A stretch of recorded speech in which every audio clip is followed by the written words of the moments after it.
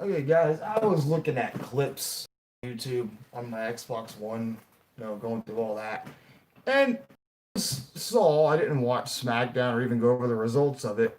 But Lars Sullivan returned and destroyed Matt Riddle and Jeff Hardy and The Miz.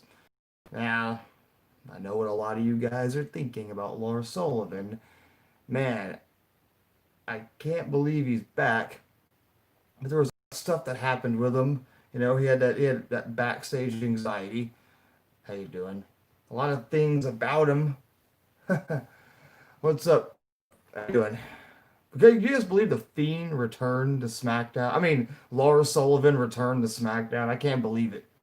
I was just watching it on TV. I'm like, Lars Sullivan is back. What's up, man? How y'all doing today? How y'all doing? I was just watching it. Did you guys actually watch SmackDown? Willow will attack Lars Sullivan. I don't know, but I was just watching, and I'm like, man, that's so random. I thought he wasn't doing wrestling anymore. Hoodie up my head here. I just don't believe it. I can't believe it. What do you guys? How do you guys feel about Lars Sullivan returning? Now, they were going to do a story. There was a story where, I mean, they were going to do Lars Sullivan versus John Cena at WrestleMania. Was what was their idea? It was a couple years ago. That was their idea.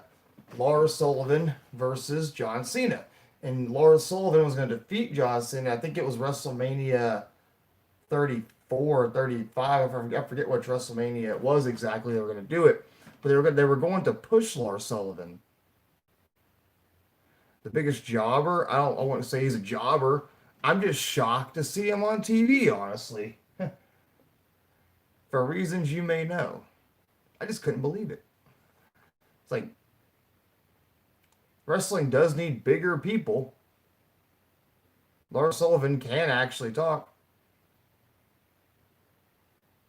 He interrupted Roman, a Paul Heyman guy. I just read he was going to face John Cena at WrestleMania and defeat John Cena and get over. They were going to get him over. Last time I saw Lars Sullivan, he was beating up the Lucha Bros. From what I remember, he faced all three of the Lucha Bros and he beat all three of them. And I think he also attacked Jeff Hardy along a few years ago and hurt his leg or something. It's crazy. I think yeah, I think it was both of them, Matt and Jeff Hardy. Yeah, it was both of them. He attacked both of them and injured Jeff Hardy more. Yeah, he injured Jeff Hardy more. Jeff Hardy was already injured. I might go back to the Jeff Hardy Lars Sullivan food. He's missing something? Yeah. I just feel like because of his past and what he did, that's going to affect him a lot. And look, kind of like the Velveteen Dream, all the talk about what he did with the pictures he sent to those minors or something. He's got that porn thing, that gay porn thing going on, you know. When you do stuff like that, it kind of affects your reputation a little bit, or a lot.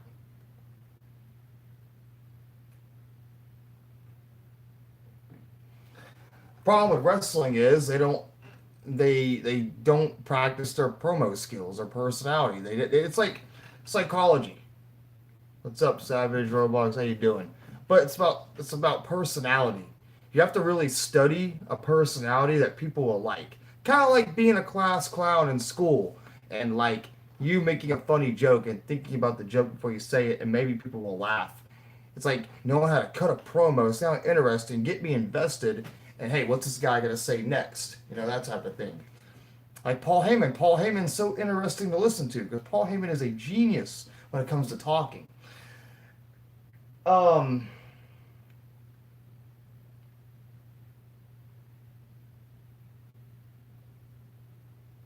they practice something? Maybe. I mean, I don't know. They practice before it happens. At the NXT, what is it? The NXT wrestling school. They have like a studio where you can practice promos and talking, etc. Things like that. And cutting a promo is not simple. Cutting a promo is hard. But while they're in NXT, that NXT is supposed to be developmental, so wrestlers can get ready for the main roster and practice their wrestling skills. Practice their find their craft, practice talking, etc. But now wrestlers don't want to leave NXT and go to the main roster because they either don't want to travel a lot or they feel like they're going to get screwed. Yeah, he can feud with Braun Strowman. You guys like big guys and big guys wrestling each other. Look back at the Kane and Big Show. Kane and Big Show used to feud a lot. The Great Khali and Kane used to feud a lot. Big guys, you know, big guys are kind of matches are kind of not so fun to watch depending on what's going on. I remember when Umaga debuted. Umaga was a very interesting wrestler. He was undefeated. They got to keep Lars Sullivan maybe undefeated. Make it. That's what I say about wrestling companies. They got to have one undefeated wrestler, one great heel, one big baby face, um, one cocky wrestler. You know, if they make them a tag team, yeah. Like I said, Big Show and Undertaker were tag team champions. Kane and the Big Show were tag team champions, and they lost to David Otunga and Curtis Axel back in the day. That was back in 2000 and I think 2011. I think, yeah, 2011. Yeah, those were the days. 2011 when The Rock returned to wrestling and challenged John Cena. Those were the days, man. When I was out partying and clubbing and talking about wrestling as I was getting drunk at the club. Yeah, yeah, Kane and Big Show. Yeah, you're right. Yeah. But I thought this was an interesting topic. I thought you guys have different opinions about it, knowing what he did. But you're big fans of Monday Night Raw. Yeah, Monday Night Raw is all right. Looks like they're actually changing Monday Night Raw a little bit. They're gonna do some different stuff. I don't got time for Raw or SmackDown anymore. As a kid, I loved Monday Night Raw. Even like when Bill Clinton was president, he would watch Monday Night Raw in the White House. That's how big of a deal Monday Night Raw was. It's true. SmackDown.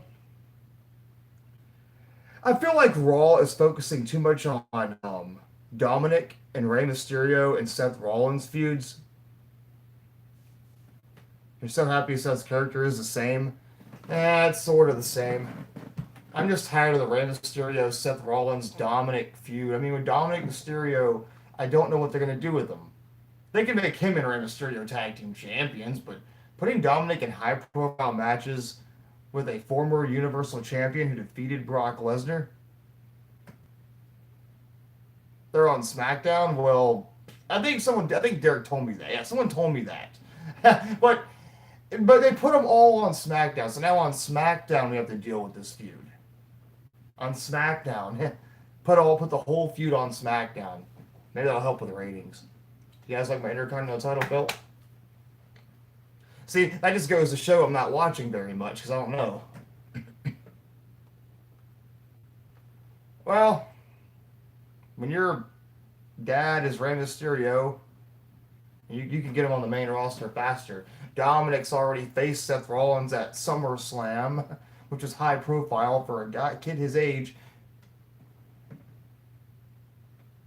I have the Universal, the Undisputed, and the Spinner belt. We need more factions, though. The Hurt Business isn't a bad faction if they use them right.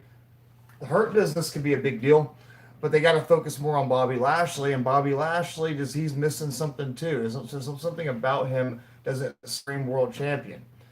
I always wondered why Bobby Lashley never got that run as a champion. Now I see why, because he doesn't have much charisma. Yeah, I like these belts, man. I'm getting me another belt in the mail soon. As soon as I get paid off my car, they're gonna buy me a championship belt to celebrate. You go so broke as you get older. Was it Mia Yim who got forced back to NXT? Could have been Mia Yim. Retribution's an okay faction, but I felt like they did the whole Retribution thing wrong. They could have done something different.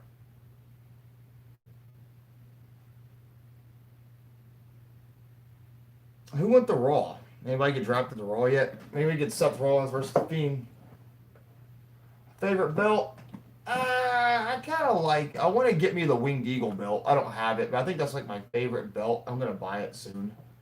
I just like this. I like this version of the Intercontinental title because it looks so much nicer to me. It's got the black leather. This is just a nicer version of the belt. The other belts are okay. This one here is pretty. I thought about getting the white Winged Eagle belt because I'm thinking about getting. I think this is the real music. But you know what? There's also a topic I'm going to discuss with you guys soon. I'm talking about the Nexus and the Core and where they go. Me, create the retro. Oh yeah, I would have done it differently though.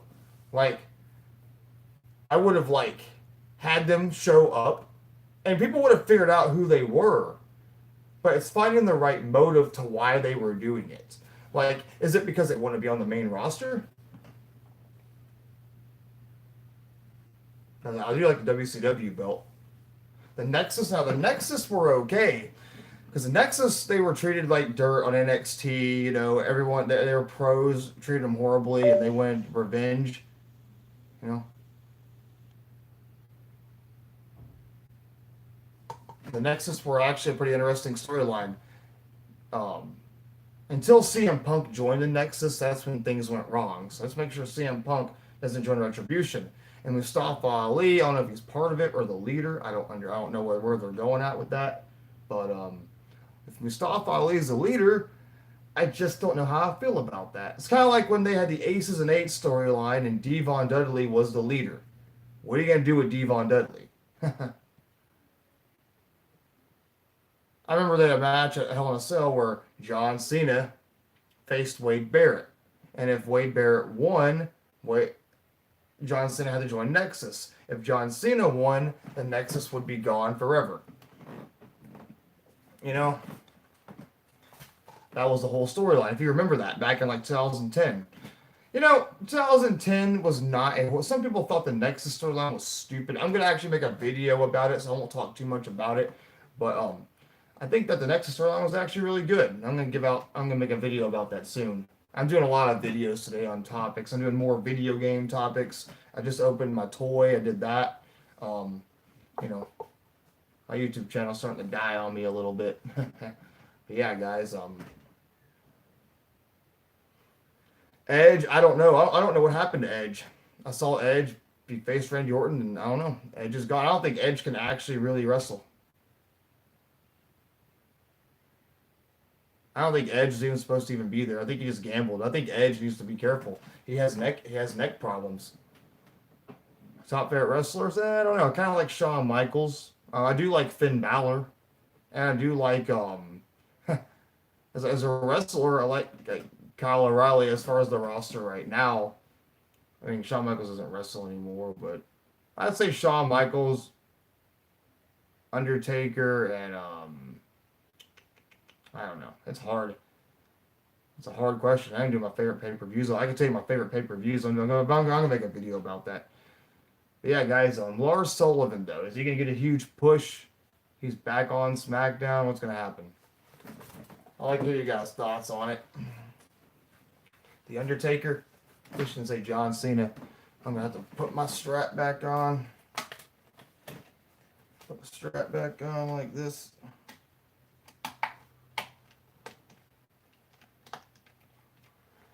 Adam Cole's going to Raw.